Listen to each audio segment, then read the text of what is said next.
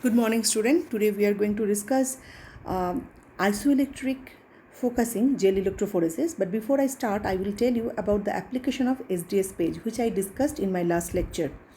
So there are many applications, few to mention. Determine the purity of protein samples by performing an SDS page gel electrophoresis.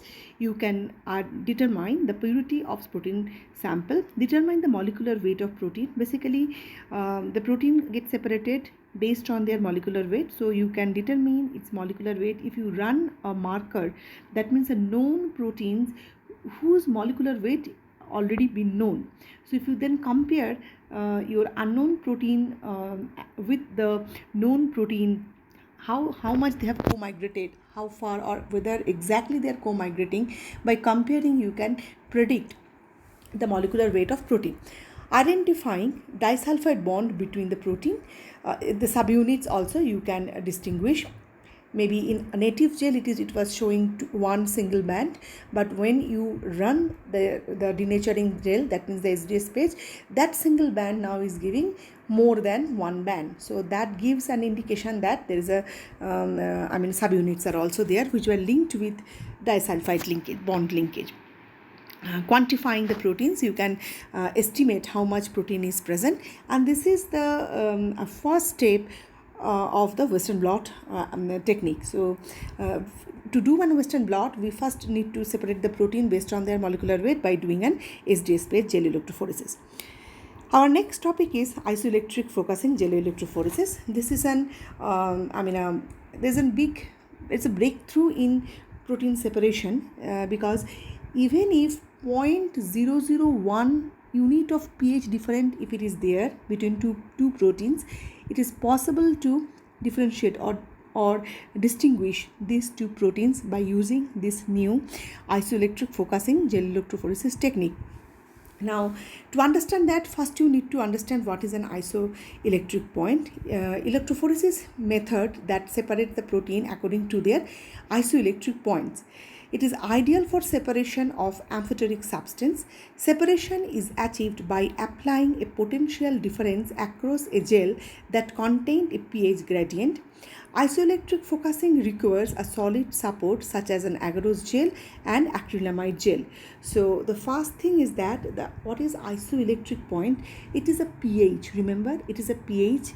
At that pH, protein doesn't show any net charge. That means its total positive charge and total negative charge are equally balanced. Okay, so it will not migrate. Okay, so that's called, that pH is named as isoelectric point.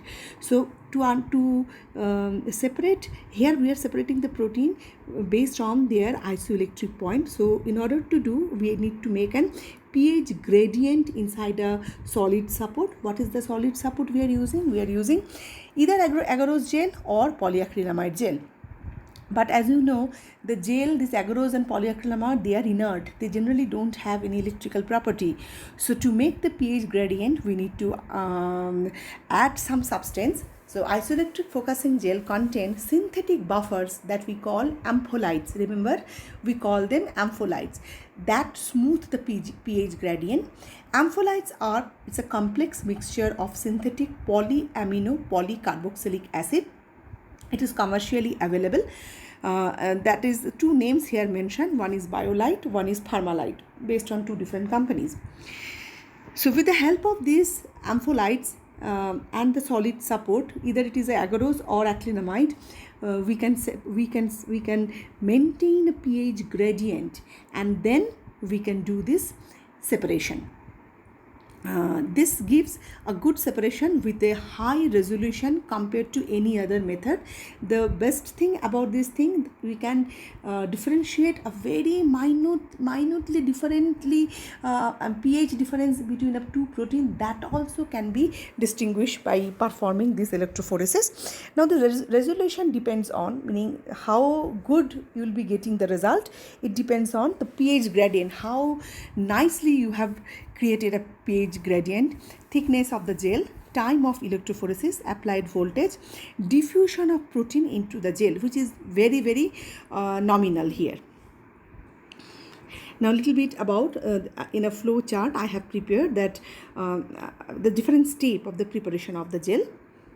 Now, the carrier ampholyte suitable pH. That means you first need to know that what type of protein you are going to separate, what are the mixtures are there. So then you can choose the range of the pH gradient. That's why it is mentioned carrier ampholytes and riboflavin mixed with acrylamide solution. So why riboflavin? We can use APS and timid also. As I mentioned in page that riboflavin can also initiate polymerization of acrylamide and bisacrylamide. So you can use riboflavin as a polymerizing catalyst. And one more thing, then we need UV light for that, and this is a polyacrylamide gel, is a solid support we are using. Generally 4% or less than 4% is the standard for the concentration of the polyacrylamide gel we are using. Here the separation based on isoelectric point, this acrylamide solution or this agarose gel, whatever, that is only giving a solid support. The mixture is poured over a glass plate which contains a spacer. Second glass plate is placed on first glass plate. Gel, we are allowing gel to polymerize. Now this thing can be done in a glass like a slab gel. You can also do pour in a capillary, that is also, and the capillary can be you can maintain inside a chamber which will actually maintain the temperature. Okay. Then this polymerization takes 2 to 3 hours. Then electrode wigs are laid along the long length of each side of the gel. Now before adding the sample, I need to prepare the pH gradient. Now how we will do, once its polymerization is done, then you turn on the voltage, a potential difference is applied. So the moment you applied the ampholytes you have used for during polymerization of acrylamide and bisacrylamide, that ampholytes now form a pH gradient between anode and cathode. The moment you apply the potential gradient, that ampholytes will migrate and will generate a pH gradient. Okay, based on what type of ampholytes you have chosen, they will make a pH gradient inside the polyacrylamide gel. Now electrophoresis, then what you can do, then this is the step you have already prepared the gradient. Here you turn off the power, then you apply the sample. The samples applied by laying on gel filter paper soaked in the sample. Now the thing is that here which point you are applying the sample, that doesn't matter, and there is no well slot, nothing. Okay, any point you can apply. Here the separation based on the pi value of the particular protein. There is a pH gradient is already generated there. After adding the sample, voltage is again applied for 30 minutes. Now protein having positively charged will migrate towards the cathode. Negatively charged protein will migrate towards the anode. Now while moving towards a positively charged electrode or negatively charged electrode, the pH when it will reach to that pH which is equal to their isoelectric point. Remember this one. While migrating, the protein, if reaches the pH which is equal to its pi, that means isoelectric point, it will stop migration. Further migration, it will localize there, become stationary there. It's become stationary when they reach the isoelectric point. Just this is a cartoon how we can see. It's a stable gel pH gradient. You can see from 0 to 14. So it's a positive and end, it is a negative end. Remember this word, at low pH, most proteins have a positive charge, fully protonated. Proteins will be fully protonated, so it is positively charged, while at negative pH most proteins have a negative charge. Now this is the condition. Okay, the moment you electric field is present, you turn on the battery, the cathode and anode ends pull the protein to their isoelectric point where each individual protein possesses a neutral charge. The moment you turn on the battery, the positively charged will move towards negatively charged protein will move.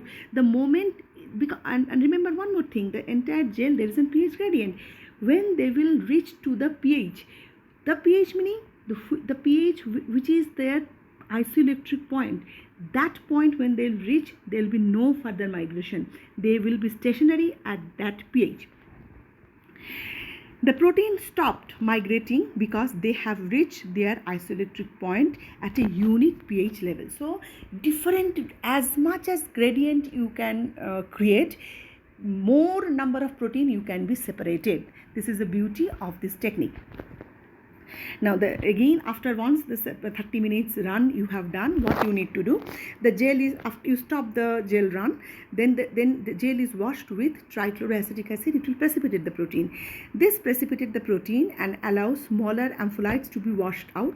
Gel is stained with any type of stain you have chosen. You have Kumasi blue, they have mentioned, and then you need to destain it to remove the excess stain. A typical isoelectric focusing gel looks like this kind. After staining with Kumasi blue, it looks like this. This is a marker. The lane 1 is the marker. Okay. Now with the help of this, many things we can predict. So if we plot the electrophoretic mobility of a particular protein at a different pH, y-axis is electrophoretic mobility and x-axis is the pH, different pH value. So 0 meaning a point where there is no electrophoretic mobility. Now here positive meaning one end, negative meaning another end. So once different pH you can measure, unknown also you can identify the pi of an unknown protein also by placing in this graph. So if you can, the point where it is, the plot is touching the 0, that axis, that is the 0 electrophoretic mobility. That means this is the pH. If you can extrapolate, so this is the exactly the pH where there's a pH is equal to the pi.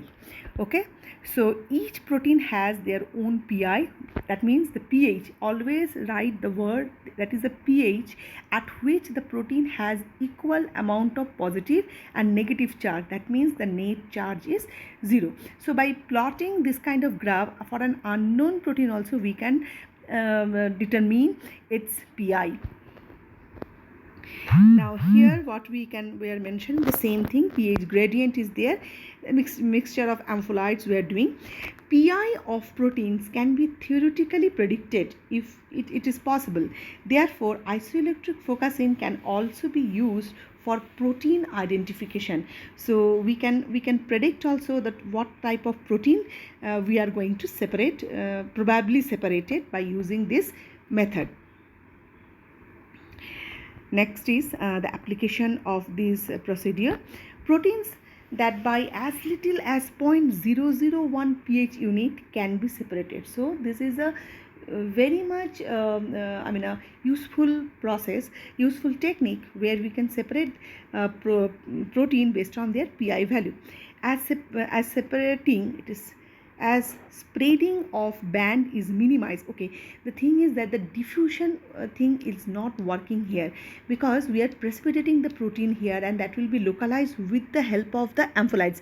It has some local buffering action. Ampholytes, they have some other property, they have a localized buffering capacity. Because of that the protein will not diffuse. As spreading of band is minimized due to application of the applied field and the pH gradients, high resolution can be achieved. You are not going to see here exactly the big bands, but it's fine. Can be achieved as a spot if it is a column base. That means we started here, we showed the picture where the slab gel, but the same thing you can perform using in a tube, capillary tube. Isoelectric focusing is a powerful analytical tool for the separation of protein. Performing isoelectric focusing is easier because the placement of sample application is not important. That's why there is no question of well slot where we are applying the sample. Now few more things. This is another thing, starting point of another type of gel separation, polyacrylamide based gel separation, that is we call a two-dimensional gel electrophoresis. We have all these things are one-dimensional. Now let's see what is two-dimensional. There are same things where I am repeating. Isoelectric focusing, this separate protein based on isoelectric point. The isoelectric point is the pH at which protein has no net charge. pH gradient may large 2 to 10, 6 to 7. It depends on what type of protein you are going to separate. Typically, this is done with an immobilized pH gradient gel strip or with a tube gel. That's what I'm telling, tube gel containing a low concentration of polyacrylamide, 4% polyacrylamide. Ampholites we use added to create a pH gradient in an electric field, and proteins are loaded. After pH gradient we generated, after that we are loading the protein. The isoelectric focusing gel is placed in an electrophoresis system for up to 24 hours, and the proteins from tight bands at their isoelectric point. That's why the diffusion rate is very less. The isoelectric focusing gel are now ready for the second method. What is the second method? Now this is you can imagine like that. I was mentioning that it may be a tube, it may be a column where you can prepare this gel and you can apply the sample, and after doing this thing, this is the separation. This separation based on the proteins are separated based on their pi value. Okay, now you can take out this acrylamide gel which is polymerized inside a tube. Now that can be placed, and that means that can be placed, meaning now the protein which you have separated based on their pi value, that is your sample now. Now that can be placed. That means that the gel, you can take it out, can be placed on top of a slab gel, which is an SDS page electrophoresis, which we have just studied in my last lecture, and then allow those proteins which are there separated based on their pi. Now second dimension, which dimension this is? Based on their molecular weight, because SDS page we do based on their molecular weight. So let the protein here migrate from one dimension to another dimension. This is the concept of 2D gel electrophoresis. It could be a denaturing, it could be native also. And it comes as a points. Okay, you can see there are enormous, and these slots you can cut and you can extract the protein from the blot, and then what you can do, that can be your sample for MALDI, that means mass spectroscopy. Okay, so these are the picture of 2D gel electrophoresis. Now two-dimensional gel electrophoresis, in a 2D gel the proteins appear as spot on the gel rather than bands. These spot can then be further processed. That's what I was telling, processed or used for mass spectroscopy directly. Further processing usually includes spot excision. That means you can cut the spot and then you can digest the protein with trypsin digestion and directly can go for mass spectroscopy. Analysis may also include differential 2D electrophoresis. That means you have to compare with a control and with this one. Okay, in this case a control and sample, when is a differential display kind of thing we are talking, we are generally comparing with a control. In this case, a control and sample are separated, labeled with fluorescent molecule. The samples are mixed and electrophoresed in the same gel. The laser scanner is used to identify each spot, and a program puts the two images together so they can compare the intensity of the fluorescence dye. So by that they can conclude that which protein is expressed in the sample compared to the control. So comparative analysis can be done. So with that I'm finishing this one. Next my lecture I will discuss DNA sequencing gel. Okay, thank you very much.